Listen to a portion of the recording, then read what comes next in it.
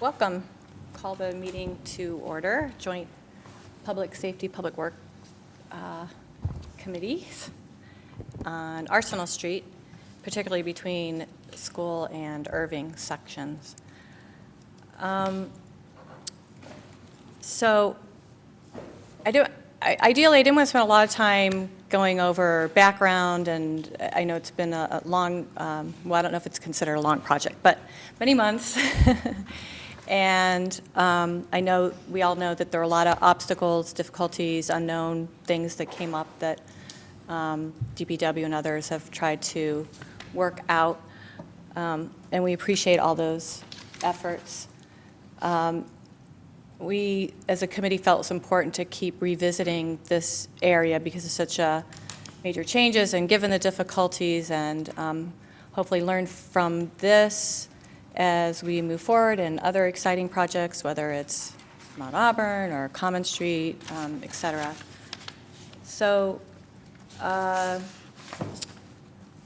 appreciate the responses that went to the town manager last week that tried to address kind of the 6 major questions that the Public Safety Committee had identified in the March and April, May reports. Since that time, I and staff, specifically Gideon and Matt Schuman, thank you for the walking visit with some representatives from Perkins last week to get some feedback from Perkins community. No bicycles this time. And so I have some questions from that visit. And I'm happy that we're doing this jointly with Public Works because there are a lot of changes going on in town, and as we look to improve public safety with emphasis on pedestrians that get everybody, the more people input, I think, is the better, including Traffic Commission.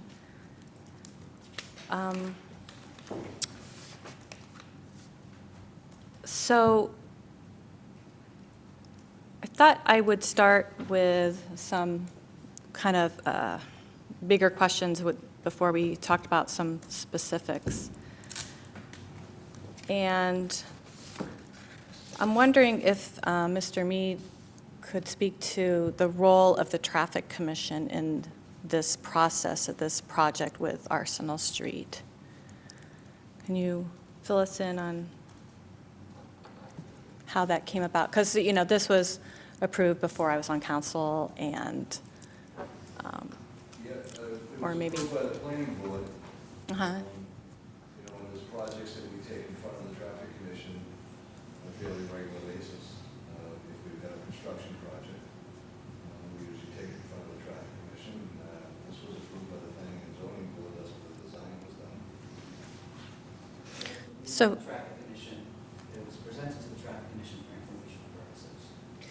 So it was presented to Traffic Commission for informational purposes. After the Planning and Zoning Board approval, or at what point did the Traffic Commission get notified, I guess? Sorry, can I ask clarification? Sure. What are we talking about? What's it? The Arsenal Street improvements, changes to the roads and sidewalks and signals. Irving to Louise? Yeah, generally speaking, where the 2 projects are. Because I know it's two kind of 3 projects with WS, but. For clarification, may I ask you? Sure, thank you, Gideon. Are you asking for the Gables project, not known as Gables, was a combination project of WS Crescent, it was owned by Crescent, and it was a redevelopment project, and it came in first. Are you talking about the mitigation that was agreed upon to improve Arsenal Street because of that development project? No, I'm just trying to get an understanding of, was there a role that Traffic Commission played? If so, what role did they play in Hanover Gables? Was it separate from? Yeah, I mean, the Traffic Commission doesn't get involved in the design. Usually there's a design done either by the consultant that's proposing it, with the is approved by the town, and then it's reviewed by the traffic commission. Right. The Public Works Department that is responsible for the specialties of follow, make sure it follows the MTUDC, Massachusetts Uniform Traffic Control. Right. Traffic commission's role is a little different with respect to, posting speed limits as opposed to regulatory signs. We do get involved in intersection work and line of sight issues there. I don't know if that answers your question. Okay. So similar to the Gray Star Elon project, Traffic Commission, some informational material was sent to them after that was approved by planning and zoning, or no, was that? Matt, do you recall that? I mean, the project was, the entire project was designed by the Gables, team, and the project in its entirety was presented to the traffic commission for informational purposes. Obviously, this all happened after the planning and zoning approvals as we proceeded towards the final design. Okay. Provided to them for informational purposes, mainly with a focus on the impacts to parking and possible parking of the project. So that was one of my questions is, who designed the Arsenal Street improvements? Project was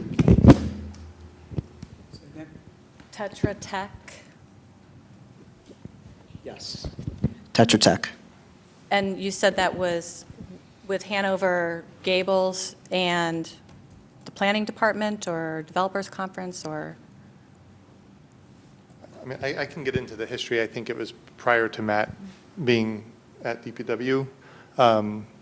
The way that development projects happen is that they start out with coming into the community development and planning and DPW to talk about the potential project, and they did a traffic study. And during that traffic study, they included a potential future development, which you mentioned as the Elon Greystar site, which is a completely separate mitigation and has not actually been implemented yet. Okay. And so what I think you're talking about right now is the improvements to Arsenal Street that were triggered by the mitigation for the Gables site, as well as the potential grocery store site, the pad that's sitting there. So Right. all of the implementation was from that. The initial piece that happened was a traffic study that comes in with some identified impacts and how the road wouldn't work or would work with the impact of new development along the corridor. And so that is reviewed by DPW, and it's for any project, it's the same process. It's reviewed by DPW. We have a peer reviewer that reviews the potential impacts. Right, so And the so peer the outcome- reviewer is World Tech, the peer review Actually, the this, peer or- review for this, If I could just add in, as we went through the design, the project was designed by Tetra Tech. It was Okay. peer-reviewed by Stan Tech. Okay. It was then reviewed by VHB. It was then reviewed by MAPC, Massachusetts Metropolitan Area Planning Council. And who am I missing? Someone else reviewed it. Oh, it was then reviewed by World Tech after the fact. Yes. So was all of this review done before construction took place, or were there ongoing reviews during? With the exception of World Tech, who has kind of done a punch list and review after the fact, all the reviews were done before construction began, and then there was a construction inspection during construction as well. Okay, and to clarify, you said the Elon Greystar piece hasn't been implemented yet. Are you saying that what is there now is Gables, Hanover, and what remains to be done is part of mitigation for Greystar Elon, or no? that's correct. So Hanover Gables is the bike path, community path up to Irving from back at Louise? That's not correct. Not correct. What 'Cause you, I- just 'cause the what you sidewalks saw are when done. we went for a walk, Yeah, that is what their mitigation was. In front of the Elon site, there is a temporary asphalt sidewalk. That's what they agreed to complete at this time. There was error where the rest of the community path will be, and that's why there's no community path adjacent to the Elon site yet. Air? You know, it was the error of it's- the ground. it's too- They filled it in since, but it was the Pirelli yard, and it was down below grade.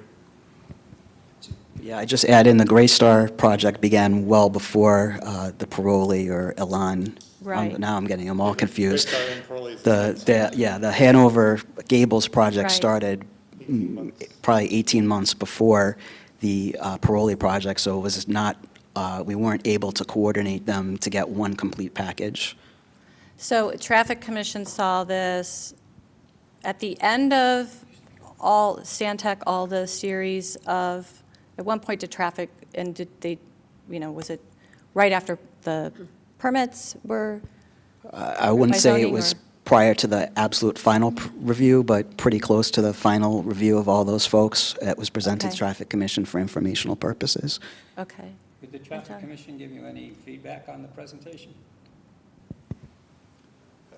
I'm not prepared for that tonight, and I think the other thing too is that they gave feedback, the consultant that was working for the developer would have addressed it.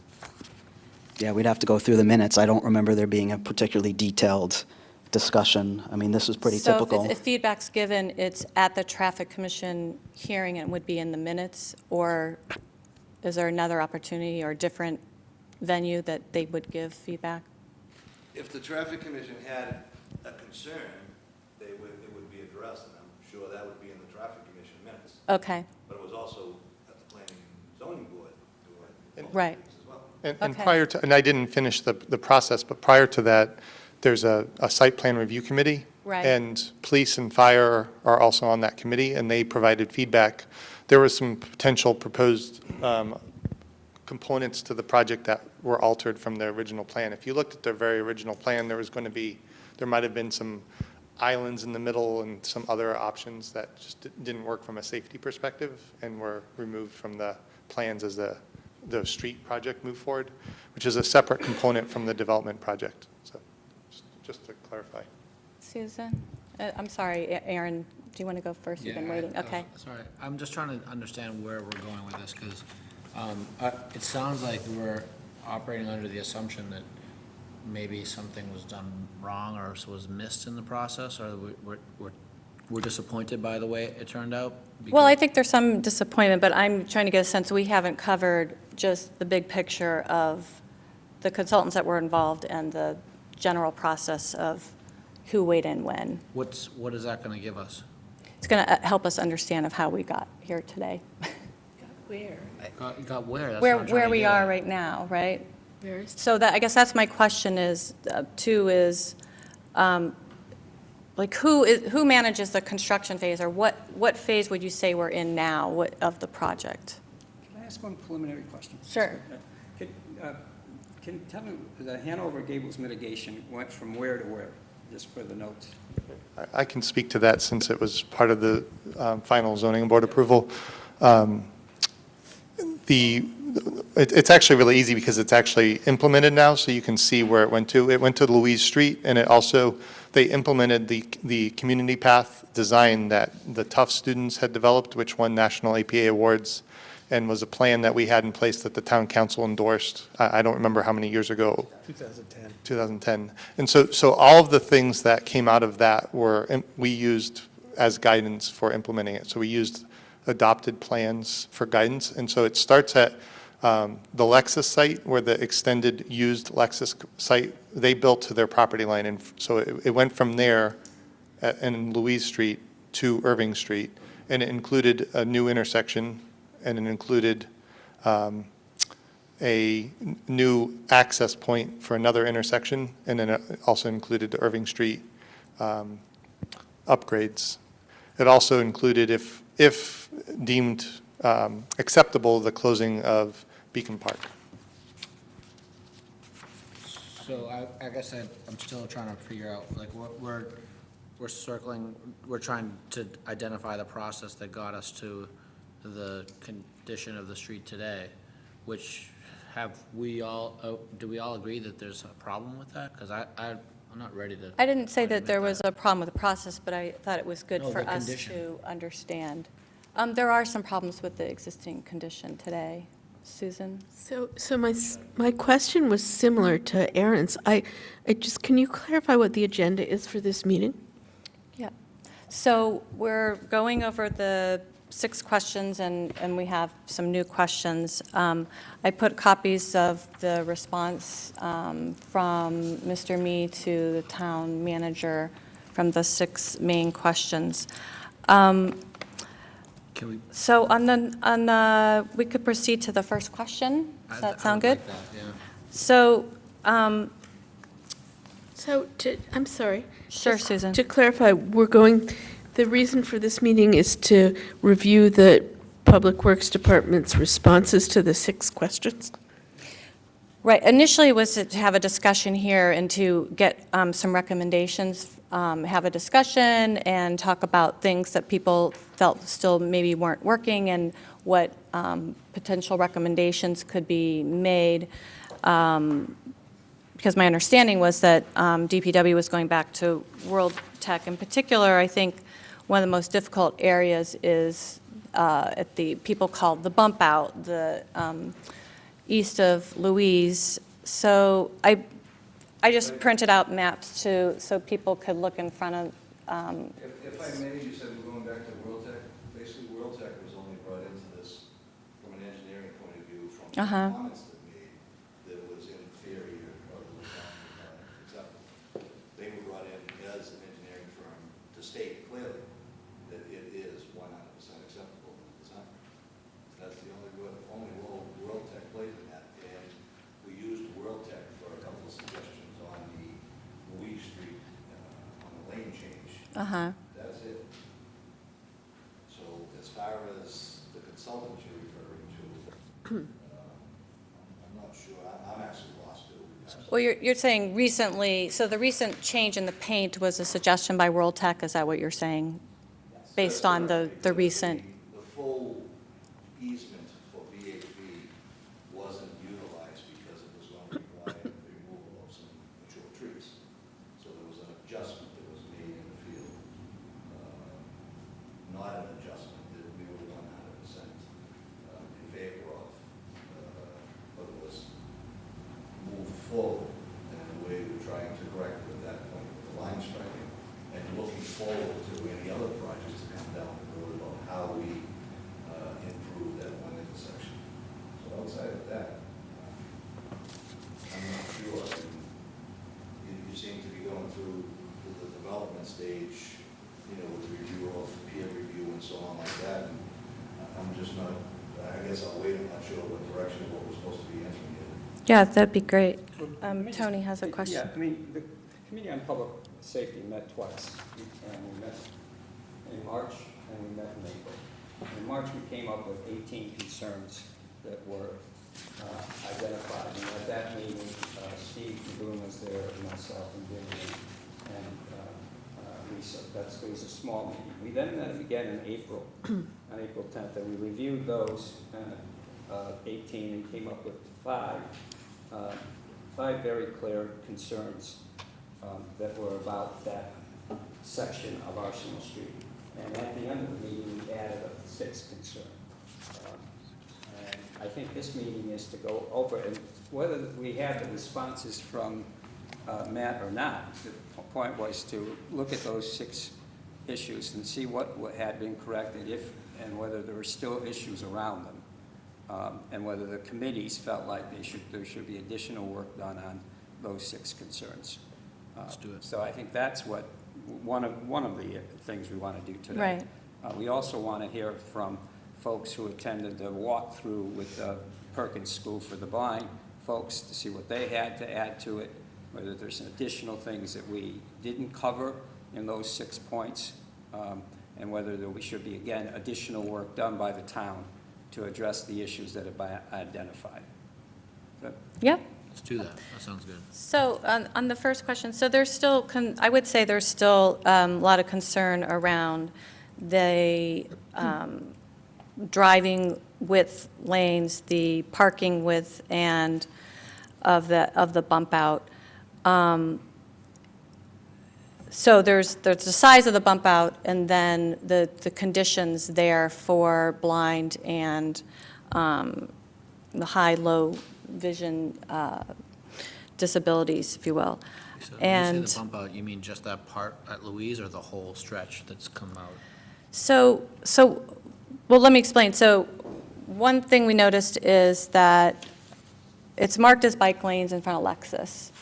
And the reality is that's used for pedestrians because the sidewalk's on the outside, has the tree pits, the lights, the snow.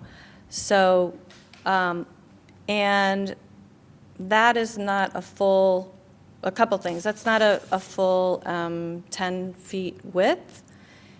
And so two of the things that really stand out are that removing the grass strip along this bump out, I don't know if everyone, I think most everybody has. Counselor, if visited, I, so it if I goes may, from Louise. and we discussed this a little bit while we were out at the walk at the bump out, about the grass.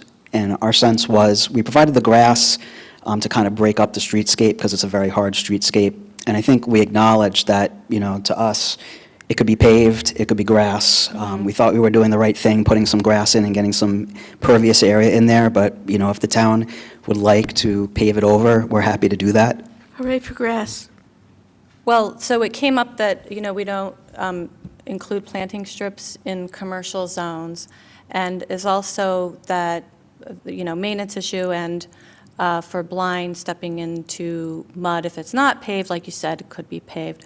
But given how narrow that is for the trucks, which even without the snow, people cross the center line, it's very tight for the two parking stall lanes of the 7 feet instead of 8 foot. We have handicapped residents who need to park there, and the ADA requirement is an 8-foot width, not a 7 width. So That's not an ADA I know requirement. that you say, That's incorrect, Counselor. If I may, I take exception to it's too narrow for the trucks. There's an 11-foot lane there. That's Right. the standard lane. so I think everybody that's been there have seen, I was there again today. So was I. That people, it's a high, I'm just stating facts right now. I'm not debating. We're here to talk about why there's still concern about number one. I understand your points. We received them in writing. So the feedback is that it's still very tight in the sense that we have residents and commercial businesses that need to use the parking. It's also too tight for deliveries. We have 18-wheelers that go to the tile place. And I mean, I shared pictures taken over the last 6 months, and with the snow, there's no buffer for the snow. So, you'd have to clear right up to the curb, and it's still too tight for the snow. The other thing about it being that narrow is with all the residents there trying to back out of their driveways, given the maybe somewhat narrow driveway aprons with the existing conditions, they are driving into the opposite lane of traffic. They back out way into the street, and there's very high volumes there. Counsel, a couple of things there too. This is, and by no means arguing, but I do take exception. I have to say something and say it's too narrow, because that's incorrect. It meets the MTUDC standard. Matter of fact, it exceeds it, because a normal lane configuration, asked out, let's go down a 10.5-foot lane. You have an 11-foot lane there, a 12-foot lane is considered a wide lane. So it's not too narrow there. Matter of fact, the effect that was trying to be done down there, and everyone's attempt, was a little bit of traffic calming. Quite honestly, from what I see down there, and I've watched myself, there is a calming effect to that. It's a change in Arsenal Street, and in many cases, I wish we didn't have to have a 10-foot wide bike lane in there. I wish we could have used on-the-street bike lanes, and we could have used the space better, but that was the determination made to put a 10-foot bike lane there.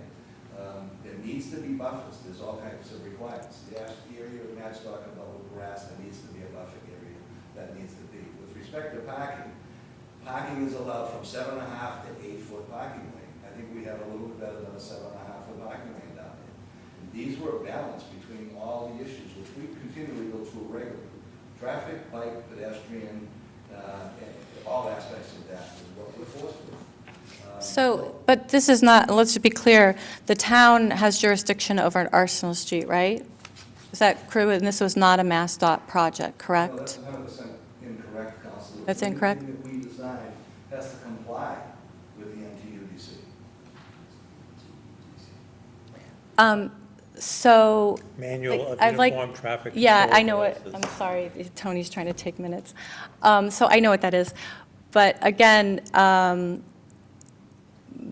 grass strips, are you saying that they were required as part of their mitigation to meet stormwater? No, I'm the sa- grass strips, excuse me, the grass strips were put in there, as Matt discussed there. Grass was used as a buffer, trying to get some green space in the business area there too. That grass space can be paved over, but there needs to be a buffer lane for the doors, swinging for a car opening the doors. That was the buffer design. That's why it's currently grass. You want to pave it over tomorrow, we can pave it over tomorrow, whether it's grass or it's asphalt, it needs to be a buffer there. The cars, And the other two, quite honestly, I don't know that I've ever been able to, in all my time here, been able to design a road to deal with snow either. Snow is one of those things that you have to blend all the issues in with snow. So we don't put a section in there strictly for snow storage along the, you hope something's there. So can Vinnie speak to this? Thank you. I think it would be really helpful if we sort of break this down into easily digestible chunks, maybe just sort of go bullet point by bullet point. Right. And see if we want to make a recommendation or we're happy with the status quo, because otherwise, I think we're sort of mixing, there's different issues, and I think we sort of broke them out into these 6 things. Right. So if we look at the first question, are there places we can reduce the bump out or community path? And, basically, the DPW's memo is pretty clear, in either we accept that as a committee, joint committee, accept that explanation, or we don't. So one of the things that comes out of there is this grass planting strip. Couple of observations. One, we're going to plow the snow on Arsenal Street, on the north side of Arsenal Street, where this bump out is. We're going to plow to the curb, and all the snow is going to be basically sitting on the grass strip. Is that a fair statement? Part of it. Yes. Same typical plowing operation. So but we would plow because of the need for parking. I guess my question would be would our policy be to plow to the curb? Actually, it depends. In that area, As you know, I think what you're getting to is that any of the business areas, what we try to do when we have too much protruding out where it would narrow a parking space, we would actually what we call run the curb, where we go out at night with the loader after the fact and run the loader bucket along the curb line, trying to restore that. We do that on Galen Street with all the cutouts in and out, we do it at any number of places. So that would be our intent, and that's not a special, that's just, when you have 3-4 storms and you see that you're losing width, you have to act. because just normally, if we don't plow to the curb, then that 7.5-foot parking lane becomes 6.5 feet, and now it narrows the travel lane. So I guess that would just, it's an operational, forget about the actual construction. This is more of an operational Right. decision. We do try our best Mhm. on the main drags, as we call them, also on Water Street, Galen, all those, that we try and show the curve during the storm. We try. But I guess the observation is it's not working because people were still not able to park against the curb this past winter where we didn't have heavy snow, and there's still snow in the street, and people can't fit within that parking width. So, So I'm just asking the question. I don't know the answer. I'm just Yeah. asking, and if this is something that maybe, If there was a phone call made, if that was the case, and we didn't notice it, and there was a phone call, that'd be addressed. so, so I guess, so one thing we could just, ask to make sure, in plowing operations that, where that community path bump out is, can we do, when we do the plowing, can we plow to the curb? And then if multiple storms, if we need to run a front loader down and remove snow, I think in that commercial area, because parking is at a premium and the narrowness of the road, it would be, I think, a priority that. I agree 100%. We're actually looking at our snow operation too, and we've come back around, and turn around and say the businesses are a key part of the town. We tried to save a number of other ways. I think we shot side ourselves on not addressing the districts too. So that's more than acceptable.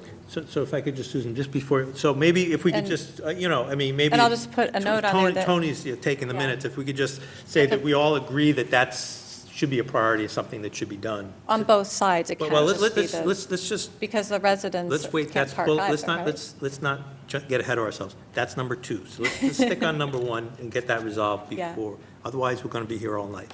So if we're all just in agreement that we should make that a priority from a plowing operation standpoint, You want to repeat it? that the DPW should endeavor to plow to the curb on the north side of Arsenal Street along where the community path bump out is. Well, and is And- Or DPW, maybe Jerry would rather I mean- explain. I think that's fine, just if you could add the disclaimer, because if we can't plow to the curb, we get that phone call, we're not doing what we're supposed to do. It's either plow to the curb, or if not possible, address the situation as soon as possible to maintain the full width of the pipe. Was Well, this, is that then run the front loader down the curb? Yeah. Yes. but then are we, as DPW, also maintaining the, plowing the community path and sidewalk there? Plowing the community path will end up picking up at some point in time, but I believe we have agreements right now with the developer that he's responsible. I don't have the terms of the contract right now. Gideon, do you recall? I think the gray zone is in front of the tile segment. That area of stores there, that's beyond the developer's realm, so the developer will have to clear in front of their property, and Lexus clears in front of their property. But there's this small gap there, and so there's the VHB segment and the segment in front of the tile store, which is in front of it's their frontage, so. And just I don't get an answer. I didn't. So there's not a plan right now There for is a that plan, section? there is a plan except for the business district, Right, where that small block of stores is, because that wasn't the frontage of the development. Normally with our discussions, we turn around and say that you must maintain the front of your property. And it may have been the glitch that those businesses there weren't included, but as Gideon said, that the Lexus takes care of theirs all the way in front of their property. So there's a little gap, but there's the commercial snow ordinance as well, which Yeah. possibly we should look at a later date, because I'm sure with the commercial snow ordinance, they're not gonna maintain to the width that we want. Right. But there should be a path maintained there, because they're required to for the commercial ordinance. Because they benefit from the path being there also. Exactly. well, it's just that Lexus doesn't clear the sidewalk, they clear the path currently in front of their property for the bike lane, but all the snow goes in the sidewalk, which is the space where the I'm not trees aware of and, that. I'm so aware- I just like to note that is the Right, current condition of what's maybe happening. Talk to Lexus, talk to The the other- planning department for the adjustment on that, because that would be part of their snow ordinance, because I think the snow ordinance says the sidewalk. I mean, the other concern there about the snow, though, my last But not the point before we move on, is that that's a heavily used, those particular MBTA stops at United Tile, Beechwood, and Louise are some of the heavily used spots. So people are waiting in the bike lane for those bus stops. If that doesn't get cleared, Are we talking snow? snow, yeah. Because we clear bus stops. The next, after a snowstorm, if we complete the plowing, depending upon the amount of time work, or Uh-huh. whatever, maybe one day later, but we go out and clear all the bus stops. So those bus Okay. stops, those bus stops would be cleared already.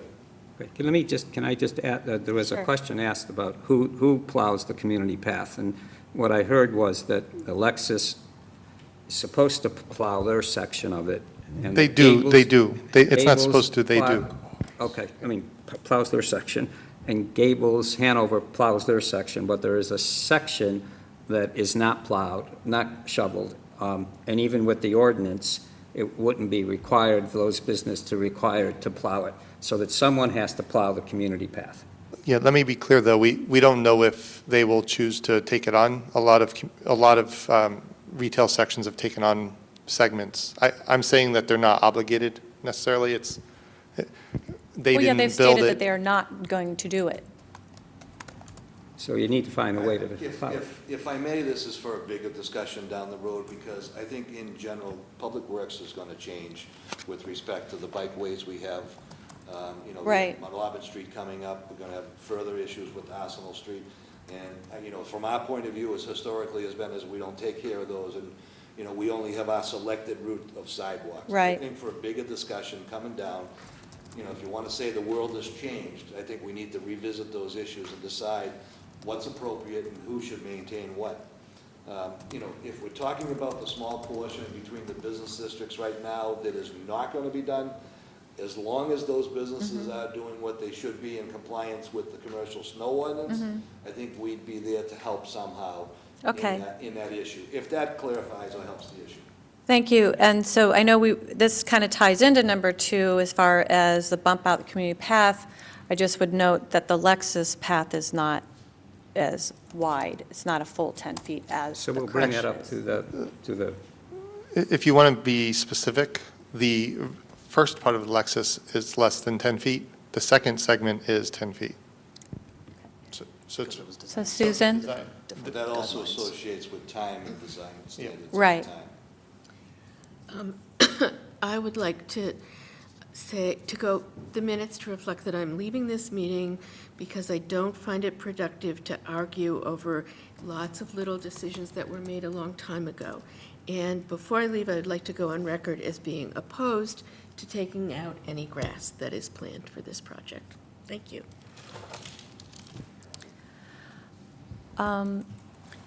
Before we move on to number 2, Yeah, could uh-huh. just, and so Susan, you know, is raised that issue about the grass. Right. So the grass strip along the community path, so it's there.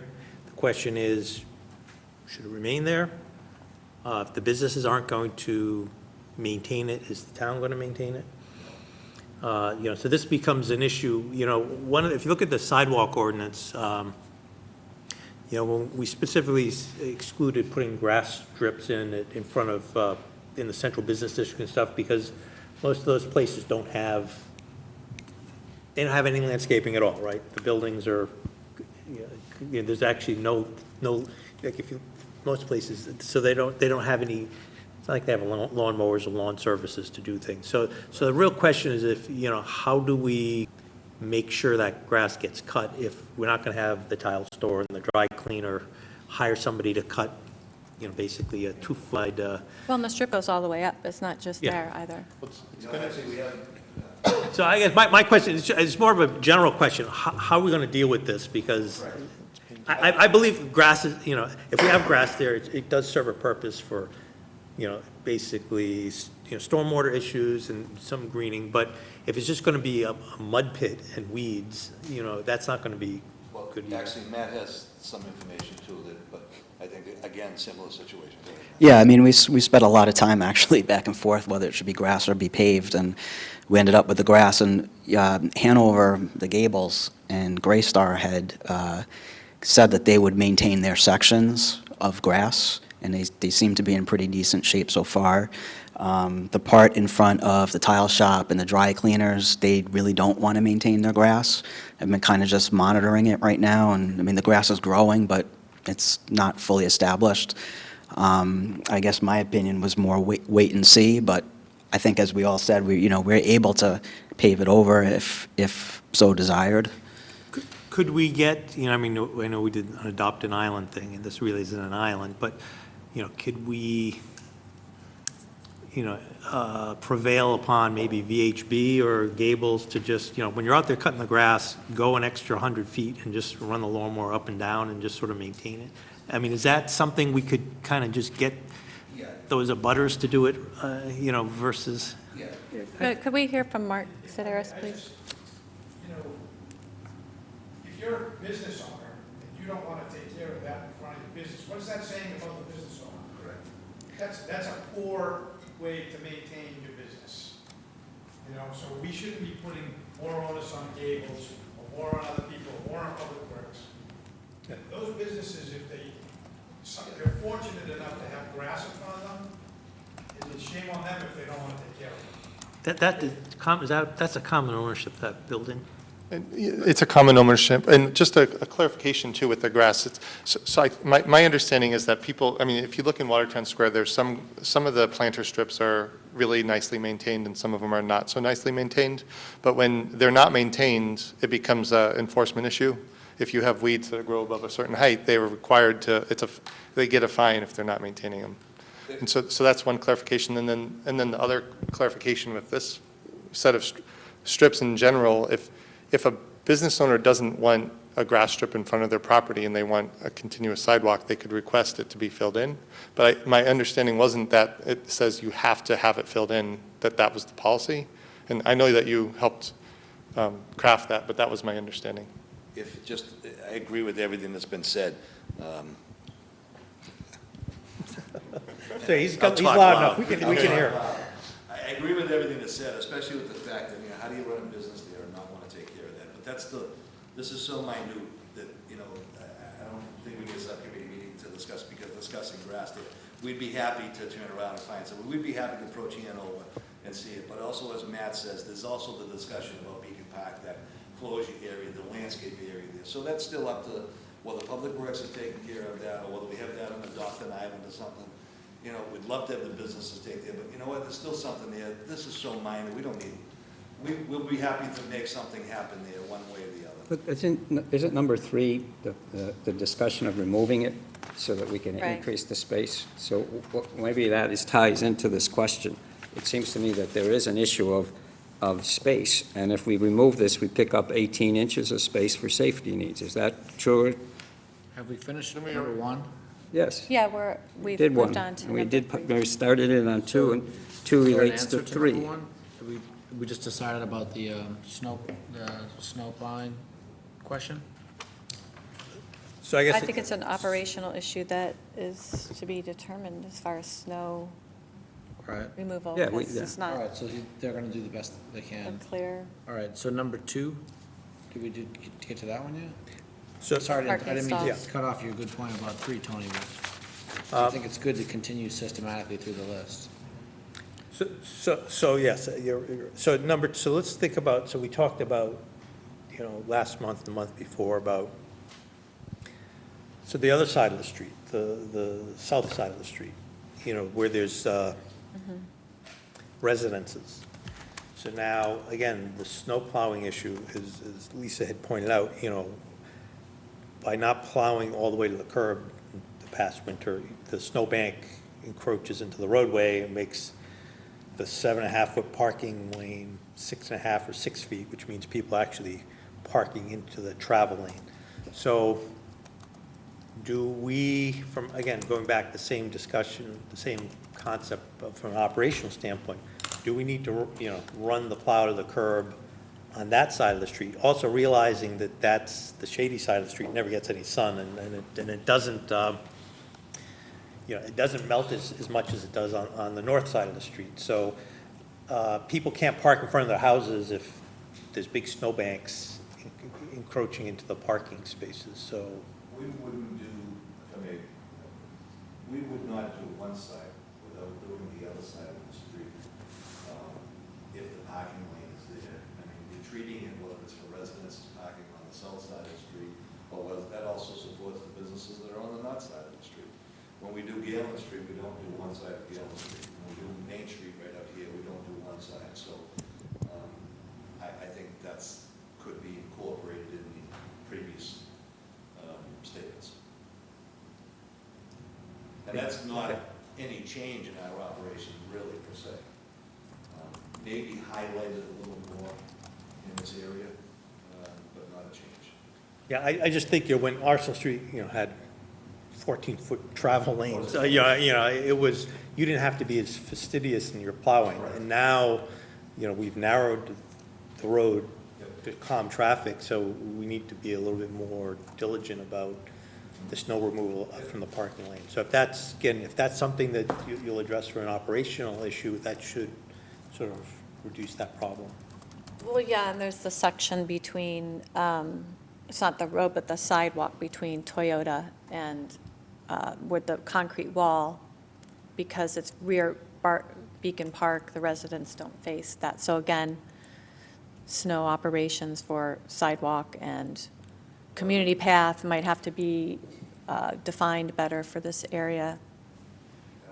If it's in the business district, I don't have a problem doing it. If it's in where the road widens out again, it's not as critical and there's residents there, that is not something we can do. Well, the residents, that section, they don't face Arsenal Street, they face Beacon Park. It's their rear yard. Doesn't matter, whether it's a front yard or rear yard, it doesn't matter. But there's no, they have no obligation to shovel it, so it doesn't get shoveled. Oh, Right. Well, they're residents, they have no obligation anyways, right? So I think maybe what Lisa's trying to get at is, so Toyota's, from Watertown Square all the way up to the first house on Beacon Park, it's all commercial, and then they're supposed to shovel. Then you get to that area, and from there, east, it's the backs of residences, and, it doesn't get any sun, there's a big giant wall, nobody shovels it, so now, from a pedestrian standpoint, it's a problem. So I guess the question is, should the town undertake plowing that section of the sidewalk to provide access for pedestrians or not? I can be willing to address a lot of things, but I don't want to say I'll take care of something I know I cannot take care of.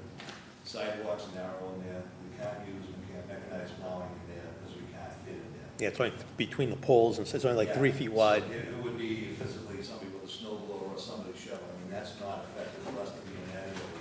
I want to say something before you Other leave. locations that need to be done. I'm sorry to interrupt. Mo, could we get your comments before you go? I'm sorry you have to leave and we haven't gotten, would you be willing to speak what it's like to access this area from your standpoint? Just share your I give him the mic. feedback? Yeah, well, I was on the walk today from vulture perspective. There was a lot of minor issues, which is fine because we can deal with it.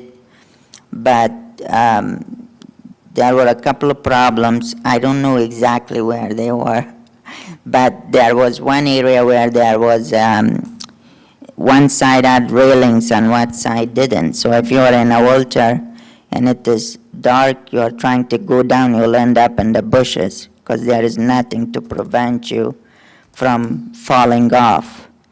And then there were a couple other places where the light pole and the pole that hold the electric cables were shaped in a weird way that if you can't see, you can walk into it and hit your head onto the pole. And if you are in a wheelchair, you can't go between the two. So the whole thing was messed up. It doesn't really work. Sorry for the language. Are we talking just for the one side or on the other side as well? And on the other side, I know there was issues back and forth around the street trees because they're in the sidewalk. I guess Yeah. Gideon and Matt were mentioning on the walk this week that there was an appeal to not take the trees down, but it, Oh, yeah, so the Can't get by there. trees have these roots that grow into the sidewalk, and then it pushes up. So there are actually 3 areas where the tree is causing the problem. So if you are in a wheelchair, you actually have to come off the sidewalk, go around, and get, so if it is dark or not even dark, if there is a part, you can't see a car coming from the other side. And if that happens, you'll hit the car and the car will hit you. That's a big safety issue. The overall message from me, I feel like when there were a planning board, I joined the commission this year, but I wish there was a wheelchair user or somebody with a disability on the board so you could go and, give a feel before even the planning happened. And I think it's not just wheelchair users and it's not, I'm not talking on behalf of that. I think elderly with walkers, if they want to walk in that area, they'll run into that problem. So I think it affects anybody who uses a wheelchair or who can't see or have a walker. But from my perspective, the problems I ran today was those trees, and then it's really crucial to have a railing so you don't end up in the bushes, and then, kind of fixing those 3 areas. Do you know what street he's talking about? I think so. And It's between Irving and School Street, all the area I'm talking about. near Hanover, they have a handicap ramp where the rail's just on one side, and on the right side, it's shrubbery. I think you're talking about, there's an area where the building is down a little bit lower and there's some steps in between, and then the sidewalk is up against a couple of planter beds. Yeah, well, the area where there is retail space, the way it is there, it's cement, there is a way for, well, the ramp is cement, and they have on the, where there is to the left side of it, there is a railing, which is great. To the right, there is no railing, there are bushes. That is, Yeah. a couple things, that's good information, and I think Yeah. that's, I haven't particularly seen that, but I think it depends on how much the drop-off is, because what we have to comply to is the American Disabilities Act. That's set up grossly, but I think the railing you're talking about Yeah. may come under the Architectural Access Board as far as for the property, the private property, because those are access into the building. So we can talk to the building inspector about that, or we can talk to Hanover. Yeah, that'd be great, because I think that's, area's done. Maybe that it meets the code. because Yeah. It's under the access board, but it depends on the drop-off, but I think that's something we can try and, That's what I thought, was Perkins involved in the planning? Was there any partnership with these projects in getting No, Council, we don't- input? Purposely, what we have to comply with is the American Disabilities Act. It's Right. Set up purposely for us to, ask DOT gives us the guidelines, the compliance with the American Disabilities Act, as well as the building department deals with the Architectural Access Board. And what that does is that's one section that we have to deal with, it gives us our laws, rules, and guidelines. Right. Versus every individual comment, which would actually bring us to the point where everyone has a different point of view across the board. This was a standard that was developed, and it's continually changing. Based on the disability act. And it's very stringent. And also, Well, Thank you. we're very. thank you very fortunate- much. We're very fortunate to have chairman of the planning board, who also happens to be on the commission Right. on disabilities, and so he's very Yeah, aware John Haas. Of the two, and he brings that.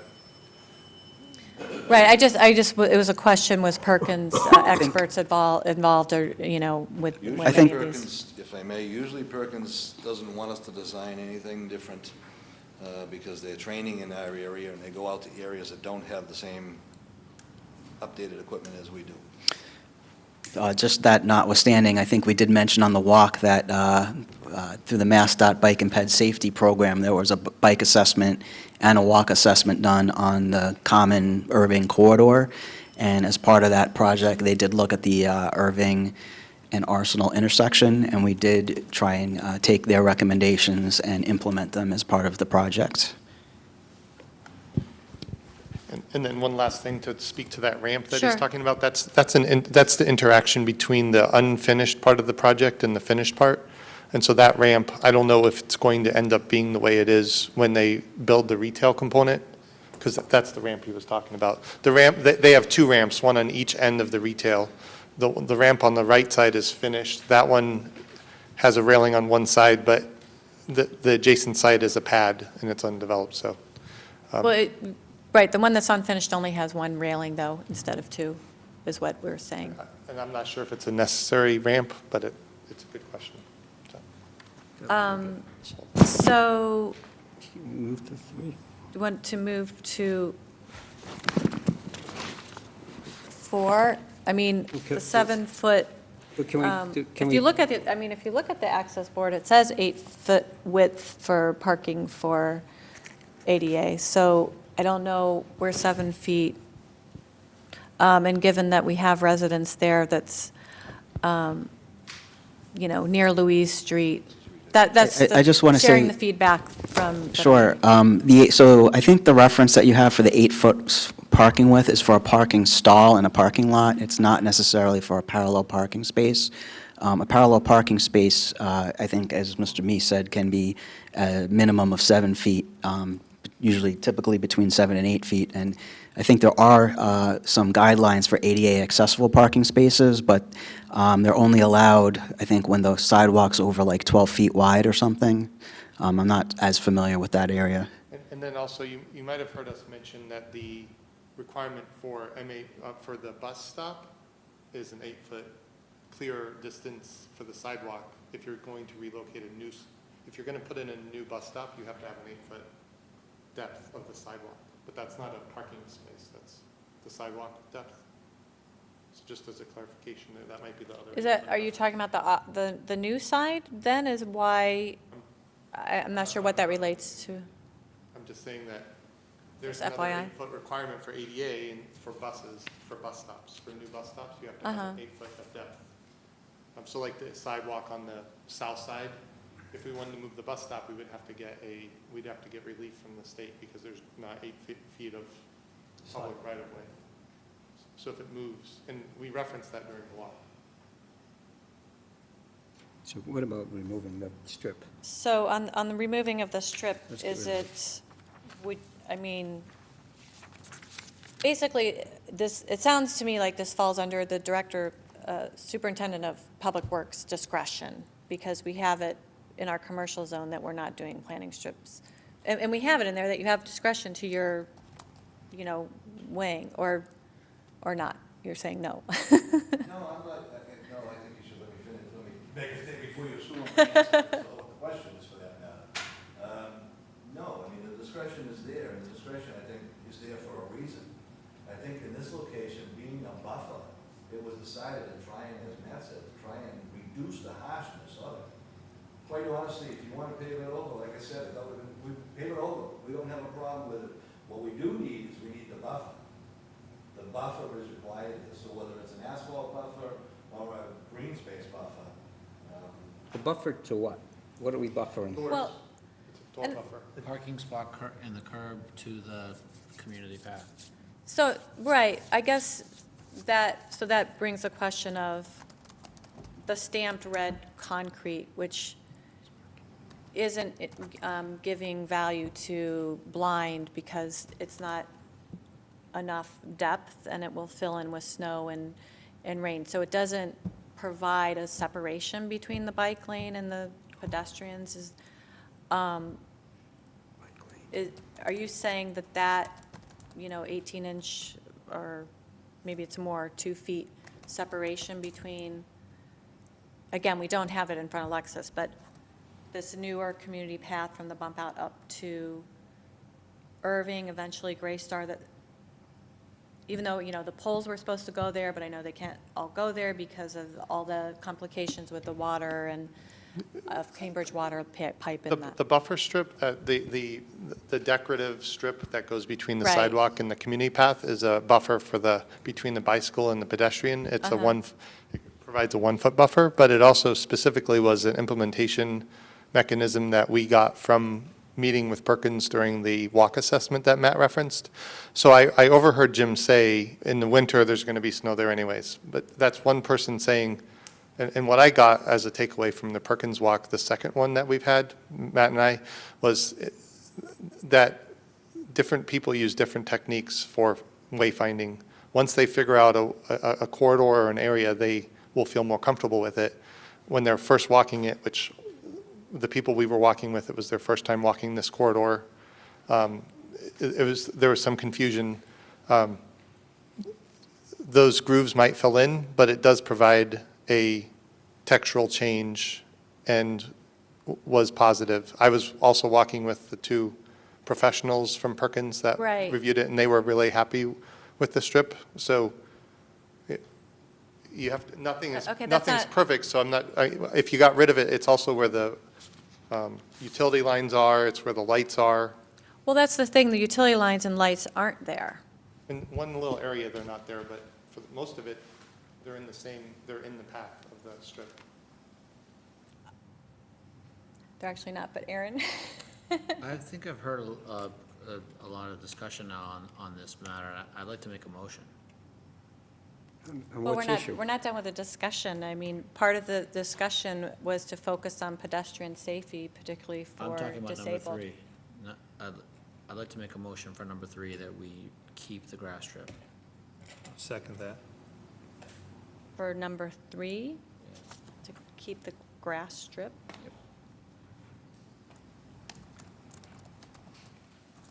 Chair.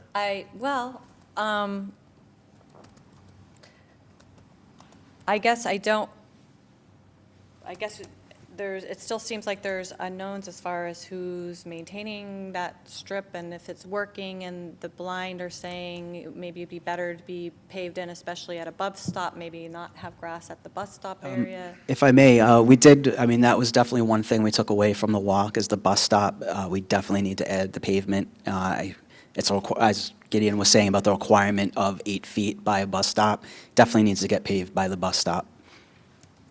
So you want to leave pavement on a certain part of it, but not, you want to repave a certain part of it that's already, that has grass on it right now? We would have to pave the part at the bus stop, Front of the that's bus stop. the grass border in Then front of the yeah. bus stop. In front of It'd the be- doors of the bus, you have to have. So pavement. currently, it's grass. Right, and that's not, it's not supposed to be that way. Is that something that you guys already kind of had on your radar before this meeting here? Well, it was highlighted at the walk. We always Michelle? take a bus stop. Michelle Coconut? I just wanted to clarify something. So the buffer is required, the grass strip between a bike lane and the parking spot. Does it, is it required if it's, regardless if it's called a community path or a bike path, if it's a community path, you know, is it still required to have that buffer? Or is it only when it is declared as a bike path that that buffer is required? Because when you're thinking about a bike path, you know, bikes are speeding by and car doors opening would interfere. But if it's a community path, the way I understood it, that bikes riding along there are supposed to be more of a leisurely use than like speeding by, you know. I would recommend, sorry, Counselor, I would recommend having the buffer regardless of the use. If it's a shared use path, you still have bicyclists there, and there's still a potential for dooring, and I think that could be a liability. But I'm just curious if it's actually required. Not the when it's a dooring, community but path. the, It's a multi-use path. The community path is a multi-use path, so it would be the No, I same. understand, but sometimes we have just a bike path, and I was wondering if the law that's applied, the requirement, is that only applied to a bike path, or does that law also apply to a community path? for instance, there's not a red decorative strip in front of Lexus, and there are places where the poles can't go because of difficulties with the utilities, et cetera. So we have some poles in red, some not, and so we have poles and the red. She's talking about the grass, the 3-foot buffer. So a multi-use path, a community path, our community path is a multi-use path. You have to, it's not, there's not a designation of community path anywhere. So you look to what is closest Closest to a thing bike is, path. and so it's a multi-use path. And a multi-use path would have to have a buffer between doors opening and path. But the dog, For users who are moving on wheels. right, I If understand. it was only for walking, then it would not have to have that buffer. So the law doesn't specifically address community paths, it's the law specifically addresses bike No, paths. yes, it does. A multi-use path is, our community path is a multi-use path, so it does address it. The reason I moved it, and I should have explained, is I'm kind of with Matt on that. I don't think it really matters to me, it doesn't really matter whether it's what kind of path it is. I know there's gonna be bikes on it, and I also know that there's gonna be runoff from the sidewalk, and I want an impervious surface there, and I think it looks nice. And I'm also not convinced, I know it is more cramped than in other spots of the town, but I'm not convinced that we need to save those 18 inches on that road, and given the expense of losing that pervious surface there. So that's why I'm saying, I'm trying to move the question, because I think we've had a lot of discussion on the matter tonight, and I know how I feel about it, so Okay. it's been Well, I seconded. think- I think we should I think have part a of- discussion and then close the discussion and then call for a vote. Excuse me, I'm sorry, Mark, sorry. You can't take out the green space. If you don't make a decision on number one, where you start, Yeah, the question was, are there places we can reduce the buffer? They're recommending that you don't. mhm. If you reduce the buffer, then you gotta take something away, which could be the grass strip. So you have to, I think, circle back to your first question. Are you comfortable with their recommendation, or you're not? The recommendation about the snow plowing? No, the bump out, The first question that the committee, public safety raised was, are there places we can reduce the bump out? or the community path width. Right, and the last paragraph says, based on the The information. last paragraph gives you a recommendation from Public Works. Right. And I guess in particular, one of the problems is, again, VIP Louise, that we have a lane not being used there in front of Lexus, the extra sidewalk. We have traffic already backing up. It's really difficult to pass on the right, if you will, with more traffic coming. So would that be a place where maybe you have the grass strip because there's no parking there and you don't need the buffer because you're not parking there anyway on the community path, that you get, because that would give you over 2 feet, you get 28 inches, it would give you more room there at Louise Street and VIP, because there's no parking there either. So you don't need a door buffer So Yeah. I think that. where for the, observation, I think it's no, important back to here. Continue to have observation of that area at Louise Street, but Oh, no, we you're have right. not seen Sorry. an issue since the striping. Yeah, I would just, That's the solution we would prefer to stick with. Yeah, that hasn't, I mean, isn't that working? Isn't that providing an opportunity for cars to go around it now? I mean, our discussions with the traffic division and our own observations, it seems to be working a lot better than it was before. So our recommendation would be to keep it as is. You're saying I think either it's way- mixed, it's working sometimes it's not. We have more traffic coming, and then what happens with the snow? So, Even when it wasn't working, it actually was working. and so, I'm sorry, Gideon, if I could finish. Because there is no parking there either, and you don't need a door buffer for that community path, because nobody's going to be parking there, to start the bump out that far. That, to me, that if you had an opportunity to gain some space, that's, Just not to complicate things, but you do need a minimum 1-foot buffer even from a bike path. So if we're going from 18 inches, we're talking about trying to remove 6 inches. Well, but there's a we're whole on lane different there, part of the too. street now. Yeah. You're all the way on the other side of the street in front of, down past Louise now with Right. that suggestion. Let's continue with what we're talking about. And well, this is number one. Are there areas where you can reduce the bump out? Because the bump out the starts bump out's on the other side east, of the street, it starts east of Louise, on the north side of the street. right. A couple of things there too. I spoke already about the striping that we modified. Uh-huh, And if you recall, we talked about a number of other projects. We talked about the gas company there. As a matter of fact, at the Public Works meeting we had to discuss the gas company issues, there were many of the residents here that believe this is working perfect. And we're very happy with it, we don't want to see any changes with it. So we have to consider that as well. But more than that is what I had said is that the project's going to overlap. Our next project is going to come beyond Louise Street towards Watertown Square, and that's where our construction will start. And at that time, just so you know, beyond Louise Street, just to the Watertown. to Watertown Square or east? You're saying to Watertown Square, not towards Athena? Because I was wondering if the Arsenal Quarter, if this was, as we're looking at bikes east, if this was a, Overlapping projects. This project Yeah. going towards Athena right, on Louise Street. Right. Overlapping projects on the other side would be coming from Athena, overlapping Louise Street towards Watertown Square. right, okay, So they'd be overlapping. And Right. What that overlap does is, as we merge projects, there's always adjustment made. okay, And if there's an opportunity to make some adjustments, if you remember, I was the one that made the mistake saying there was a mistake down there. The mistake was that I made the mistake of saying that. It was a matter of not utilizing the easement because of the mature trees there. okay, But honestly, between all of this and the minimal impact of it, common sense tells you, maybe we should adjust that. Maybe we should take those trees and use that easement. So that'll come at the next project. So nothing's ever fixed. There's always another project coming, we always overlap the projects. So if that helps you at all in the decision as far as the line, the striping there, or that merging area, I've watched it closely. I think I had to bring lunch to Matt one day down there while he sat there, watching it. Well, So- this is the other reason why I bring it up is because of, there's a lot going on there. We have the VHB, the driveways, it's a problem for the limited site because of the grading slope. It's a lot of concrete people exiting VHB, it says right, yeah, they're two large driveways at the. I don't see the issue that you refer to.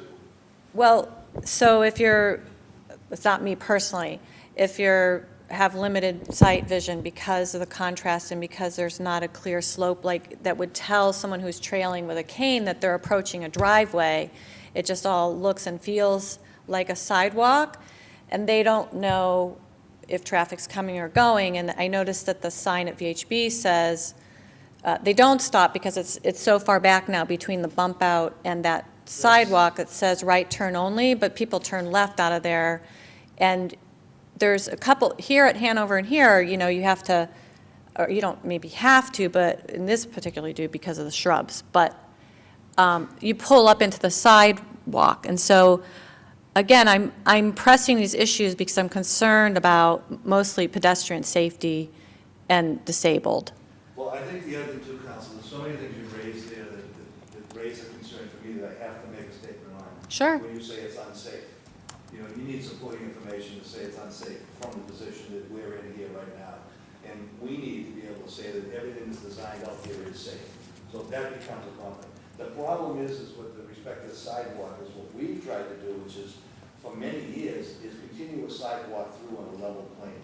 Unless it meets a certain criteria for a traffic volume, it shouldn't be built as a road. And that's the dissimilar material you're talking about. With respect to you saying VHB, they say that they don't stop there because they have to come out because it's so far back. State law tells you you have to stop there. So, you know, from an enforcement issue, there's maybe more of what we're looking at down there. Or the private property VHB maybe should address that on their own by placing a stop line on it, because you're not supposed to. Right, I cross- was, yeah, stop line, yeah. Yeah, so, but those are issues that are addressed in another way. You don't go and change it. When you change that, actually change it from a level plain concrete sidewalk into a road at every single business around, you end up getting people doing exactly what you're talking about. That dissimilar material in concrete is there as, this is the point where you don't cross without checking both ways for pedestrian sidewalk. But Not there's, all roads. it's not different material, that's what I'm saying. It's all the same concrete. So I'm giving you the feedback that from low vision that needs the light dark, and from trailing with a cane, there's a lot of confusion there. And in fact, when we were standing there, a car came out, ignored, you know. Are you talking, you'd like to see two different color concretes? Well, so here's an example. So at Lexus, we have paint at the driveways. There's no paint here. Could paint be done, you know, marking off there for, so then bikes and the drivers see?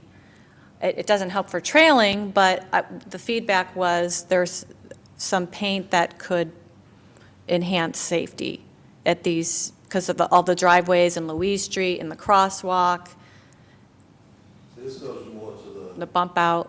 this goes more to, do we address it from one or two people, or do we address it from what our requirements tell us? I'm more than compassionate for the issue, and I'd love to turn around and say right now, I'd put a paint line down, but the point is like, we can't address every single aspect.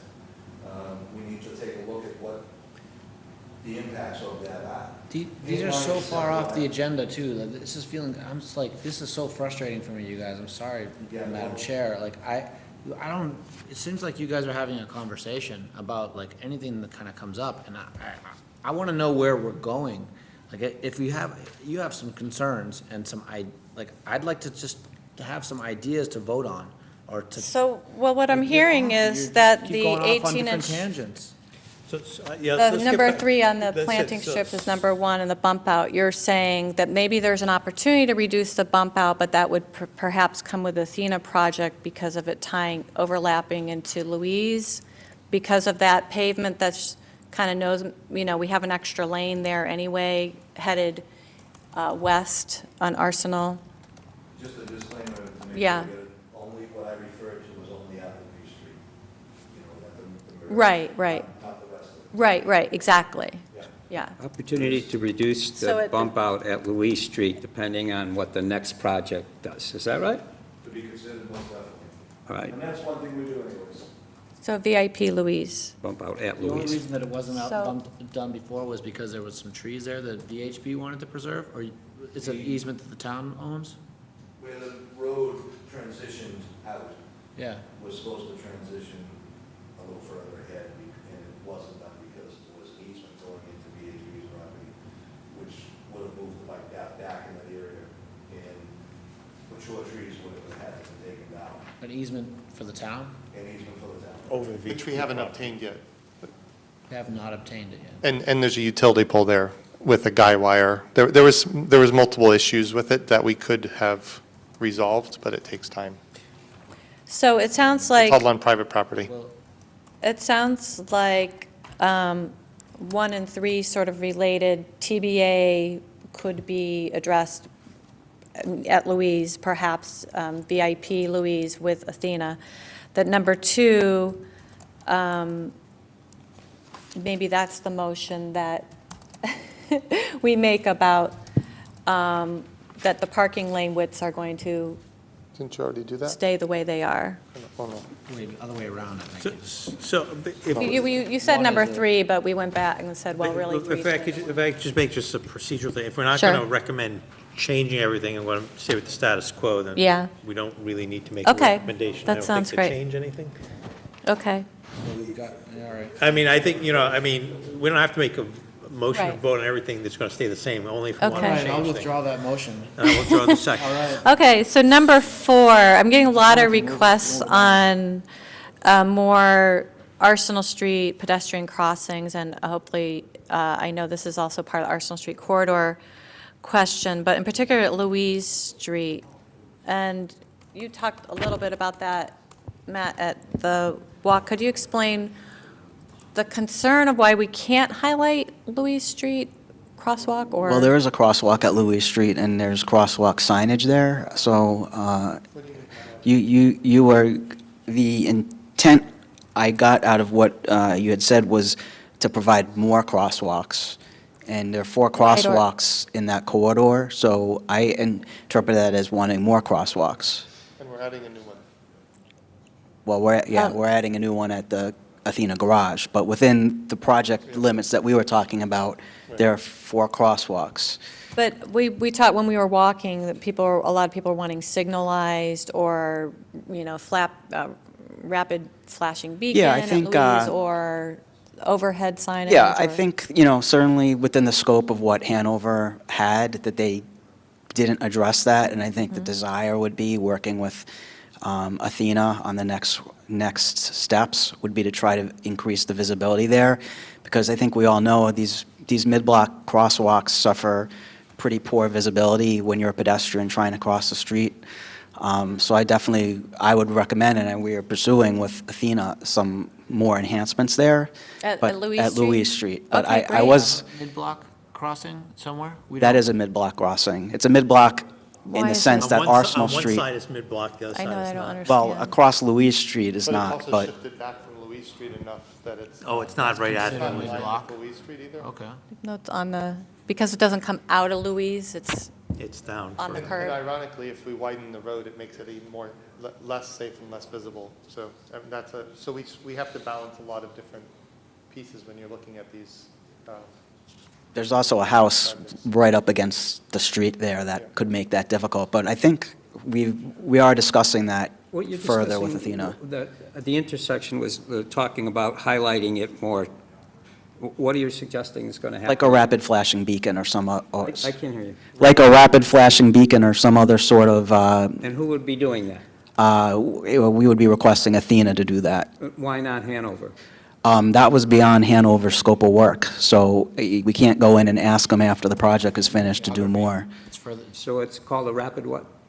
Rectangular rapid flashing beacon, RRF, Like B? like the ones in front of Victory Field. like the one in front of Victory Field and at Tufts. so, and is there any bring up the consideration for tough actually thing. making it at the corner, as opposed to that, right into that house? Is there a reason why it Well, wasn't? there are a lot of constraints there, so I believe the last time we met with Athena, we actually asked them to look at that intersection and can it be moved to the other side of the street? Are there ways to improve it? They're also close to their front door. I feel Right, bad about it. right, and there's a hydrant there, so Yeah. I would describe that as a work in process. Okay. Progress. Thank you. So I appreciate your work with MBTA, and I noticed a lot of the extra signs that were moved since this came, we reviewed in March and April. A couple, so I had a couple, so that was on signage, yeah, number 6. We go around number. we Oh, I'm still- sorry.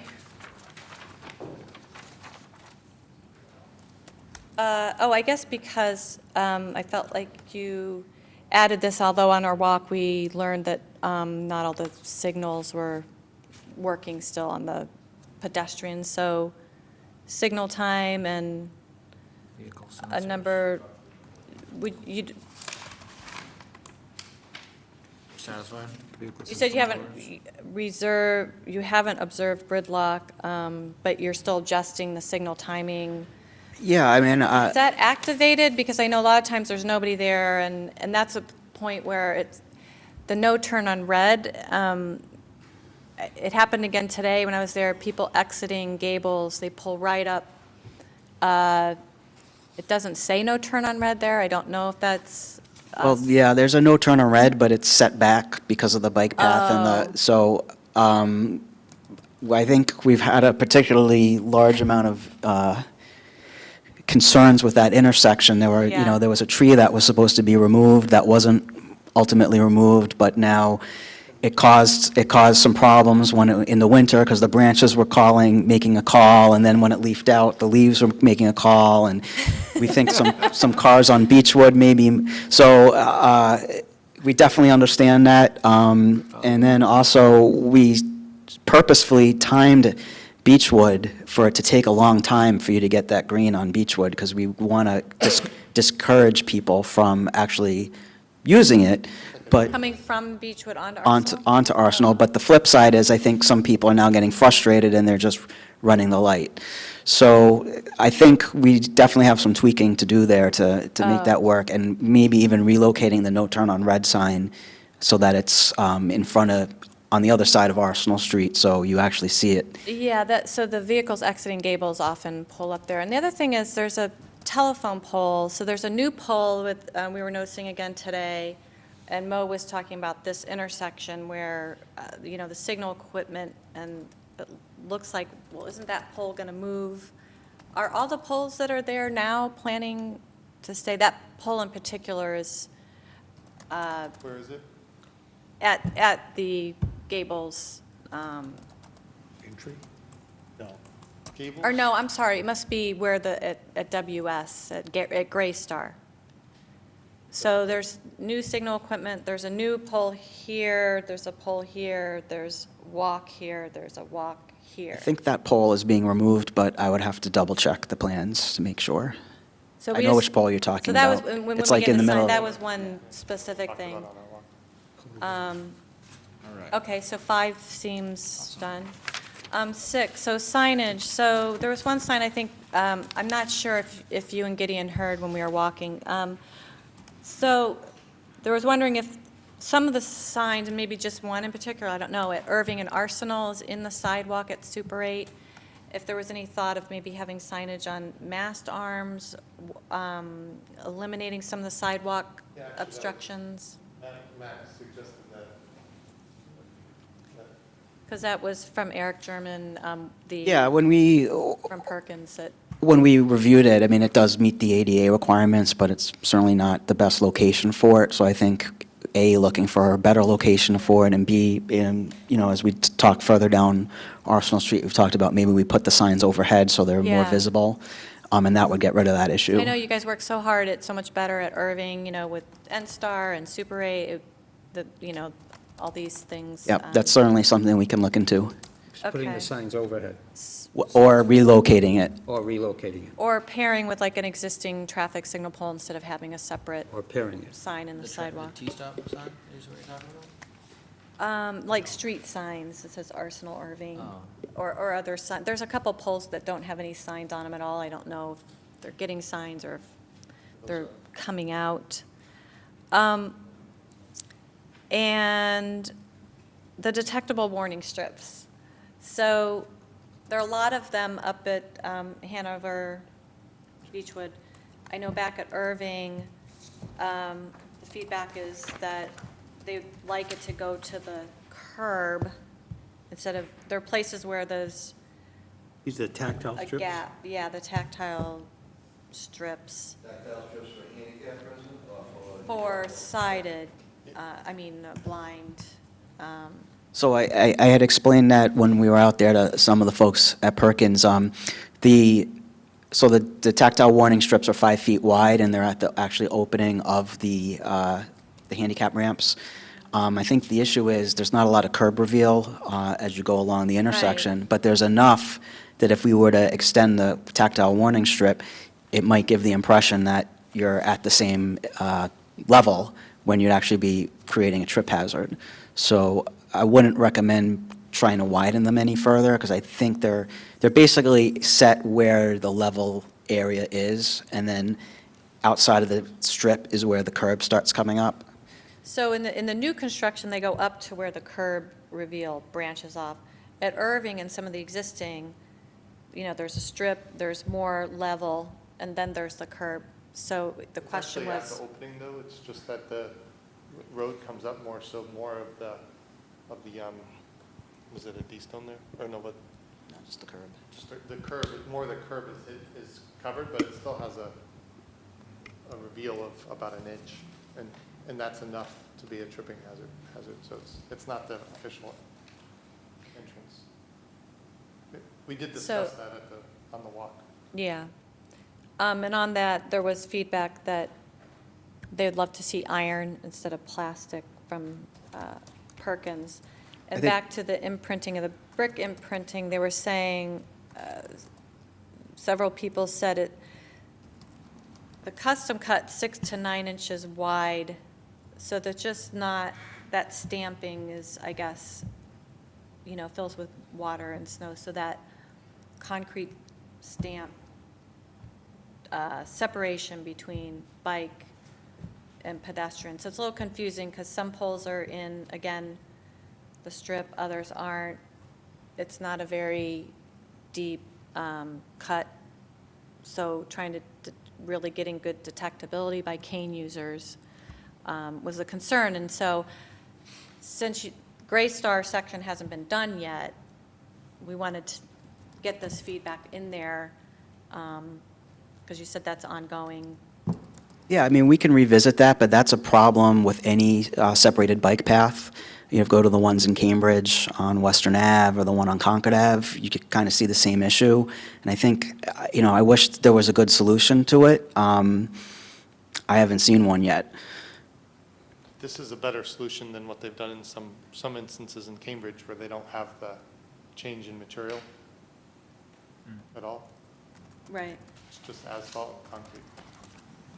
And then I think just in general, when talking Bike Ped Committee or Perkins community, that there's a desire for some education when you guys feel appropriate timing around using this new area and signage. And I don't know if any signage could be included that has braille signage for pedestrian ways.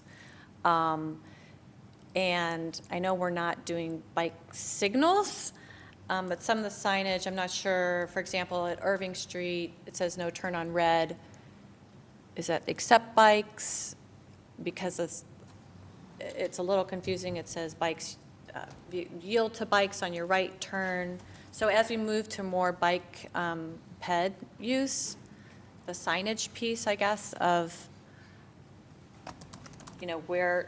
whether it's height placement for sight lines when you're on a bike, or signs that, we make use of the space for cars and bikes. I know you guys are looking at all this, and it's evolving, and but we want to give that feedback. So, Tony, do you have, or Aaron, Vinny, any other questions? No? I just want to make a short statement. I recognize everybody works very, very hard, and this has been, that everybody's trying to do their best here. I would just, from the perspective of a counselor who takes a lot of constituents' concerns, the chair of this committee, of the Public Safety Committee, has been getting constant concerns about this area. And it's her responsibility to try to do the best to answer those. And it just felt that there was a tension in this room that I wish wasn't there. Whether that's because, well, we should have just taken these 6 responses that, came only, not to us. They didn't come to us. They went to the town manager, and we saw them in the miscellaneous notes. They didn't come back to this committee. So and then we get them, and I just got them today. I mean, I pulled them out. After work, I went back and I pulled them out. So I just want to recognize that while it's a difficult discussion, and there's a lot of things that I don't know about in terms of ADA and architectural boards, but the bottom line was that the chair of the committee was getting a lot of concerns. And they started back in March, they continued into April. We've done our best to come up with 6 out of 18 things that we thought should be addressed. That was what this 3-member committee came up with. Now, the fact that they were addressed by you all, and that we're having now to discuss those things for the first time, I can understand. You might be a little bit like, well, what are we doing this for? I just responded to all 6 of these. Well, it's the first time I saw these 6 responses. And I recognize, two folks with disabilities maybe shouldn't, there's only 2 opinions, and there are other opinions. But the bottom line is, for council, our job is to respond. And if that sometimes runs up against all the hard work that people do, then we have to find a way to make the hard work you do meet with our need to respond. So I appreciate Matt's 6 responses. Again, I got them for the first time today. And so I just would like us to sort of recognize that we all have our roles, we all have our responsibilities, and everybody's working as hard as we can, and we just need to kind of step back a little bit. Can I share also, it's, yeah, a good moment of reflection here on the meeting, because I also felt the tension, and I want to explain, I maybe even contributed to some of the tension, so I want to explain why. I feel like, in general, when a counselor makes a motion and to refer an item and discuss it, I am supportive of a discussion like that, but I also feel like, we talked in the Rules and Ordinance Committee about putting requirements on referrals, and one of those proposed requirements was that the counselor was going to make the referral, talk to the staff before the referral, and demonstrate that they've had that conversation. So in the Rules and Ordinance Committee, we almost, we considered actually making that a requirement in the council rules, and we decided not to. I mean, it never came to a vote, but it looked like 2/3 of the committee was against that, and I was against it because I like the idea of these referrals coming forward for discussion. But this particular one, for me, I don't know, it just seems like it's languished, and I feel like so many of these issues could have, maybe I'm wrong, maybe I have a different relationship with public works staff because of my being the chair of the committee, or because of the efforts that I've taken to communicate with them. But I feel like the district counselor could have taken a lot of these without having all of us been in this meeting, or without having the committee from the previous 2 meetings, and just worked with the staff to get through some of these things. And if you feel, and if, correct me if I'm wrong, if that's not as easy a process as I think it is, maybe it needs to come to this situation. But it was my understanding that process didn't happen until, well after this meeting already got scheduled. So I'll correct you. You're wrong. I've actually been working on this issue since January. And in order to save people time, I met individually. DPW graciously gave me a lot of time. I met with the police department. I met with the Commission on Disability. I met with Perkins people more than once. I've met with residents. I've gone to other committee meetings. I've gone to Bike Ped and talked to people there. The idea was to get all this feedback, to present to staff, to save them time, so that, because I'm fielding all these calls, to give the feedback to staff, have them come to one committee. This is the only meeting they've come to hear concerns, to have a discussion, and give their recommendations. I've presented things in terms of questions, not, we think you should do X, Y, and Z, because I appreciate hearing from staff's expertise. At the same time, there are problems with this area from disabled and sight impaired. There are things that are not working well. And I think that we're all learning from this, and changes are going to continue. I will say that I think we can do better. I think that Perkins is not just one or two people. I think we have experts right here in our backyard that are willing to meet ahead of time, just like we would with Bike Ped, or just like we would have with residents in the backyard, that we want to hear from our local residents who live on the street about major changes. And they should be given an opportunity to be heard. So as a counselor, I do feel it's my duty to hear from my constituents, to meet with staff to save them time. There are a lot of issues. Complaints have been going since this project started that I've been fielding, and trying to understand the big picture and understand all the hard decisions that planning and everybody's had to make. There's still questions. People don't want to, why I brought up the Traffic Commission is, even in 2011, I will read what the town council passed for the definition of duties and responsibilities of Traffic Commission. The Traffic Commission shall suggest and advise the town manager in ways and means to regulate traffic in the town with a view towards reducing accidents, relieving traffic congestion, and increasing safety for cars and alternative modes of transportation. And this is the next part, the key thing that I think we're missing.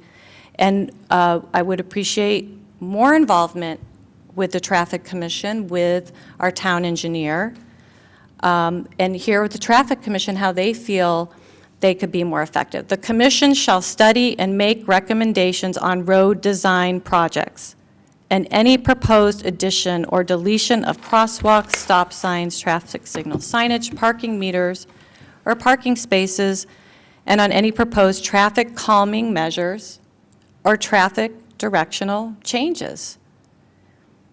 I know that people are doing the best they can. I think we can do better. You're not arguing the my commission- point. That's And- not my point. My the point commission- was not whether all this stuff should have been discussed, or whether or not there was an actual problem on any one of these given things. My point was just that I think you could have, I don't know how you think this is saving time. I think that you could have, as the district counselor, spoken to the staff about all these issues and worked through these things. I mean, this was a conversation between you guys tonight. I would say- Not between the committee. I would say it's not up to me as a district counselor. I think it's the duty of the Public Safety Committee and the Public Works Committee to work with staff and constituents to get the best results. It's not up to me personally just because it's in my district. We are accountable to our constituents. If I may, because I do have to leave now. Sure. Quite honestly, I'm sorry if this came across as, a negative, contentious back and forth, but my impression from the very beginning, we were at the Comey hearings today, and, we were being chastised, what's this, what's that? This is the strangest subcommittee meeting I had ever been at in my 29 years working for the town, and I'm quite surprised. These issues that we discussed here, Not that we don't want to do them, and not that we want to come across and say that it's only one or two persons' views as far as age. Our obligations go far and wide, well beyond the council's obligations. And when we sit here at the meetings and talk about safe acts and everything, it's our responsibility not to assume liability for the town to turn around and say that there is an unsafe intersection or something without doing something about it. We need to talk in a different way. And if that came across as being negative towards you, I'm sorry, but that's our responsibility. Sitting on the Traffic Commission, it's also my responsibility to make Right. sure that the Traffic Commission members comply with the MTUDC, because they're not versed Right. with it on a daily basis. Mr. Magoon's position on the Traffic Commission is also very similar from a point of view of what the Planning Board has done. I think this Traffic Commission works very hard, and I think the Public Works Department and the Planning Department work very hard. I think what we're dealing with is change is very difficult. This is a Right. major change for Arsenal Street. And, you know, the businesses were, you know, I know one of the individuals down there, and every time I went near the street, he was yelling at me, you know, just out of frustration there too. But you know what? These are all changes. We got a bike lane added in there now. We have an improved sidewalk. And where it used to be a brickyard is a major, you know, complex now. They're all changes. But don't come back to us and tell us that everything we built there is unsafe when we've met all the requirements. And I'm not saying anything from a point of view of your constituents, but it very well may have helped that the very first meeting that we were invited to. We would have been happy to work with you. We have an open door policy. If we were at those meetings, we probably wouldn't be here tonight. I do have to go, though, I'm sorry. Well, I would say that I would hope that you would be open to continuing questions. I've never said that things are not safe or that are accusatory. I'm putting forth questions that come from the community and from the untrained eye and I can tell you, I started with close to 30 things. I got down to 18 for committee, down to 6 topics to try to be reasonable, like you said, of every little thing. At the same time, I think the details matter, and not everybody was on the same page, which is why I took the time to meet individually with all the different interests and stakeholders to try to get on the same page, because we have a lot more changes coming forward, and it's going to be important to have, as best as we can, consensus and you know, community's discussion moving forward. Well, Counselor, I think that the Public Works Department, Planning Department, and as well as the Traffic Commission being one member, and I know Mr. Magoon's opinion, don't have any problem addressing any of these issues whatsoever, or any of the issues that come forward, none whatsoever, and don't want to do it a negative thing, and want to be expeditious about all of our discussions. So, you know, if there's any part of tonight that came across as contentious or negative on my part, I do apologize for that. I think I've tried to explain why, and accept that or not, but I think the other thing too is always ready to move forward. Our door's always open. Good, good. Thank you. Okay. So- I have nothing else to say. Just wanted to clear the air a little bit. So I'll make a move to adjourn. Second. All in favor? Aye.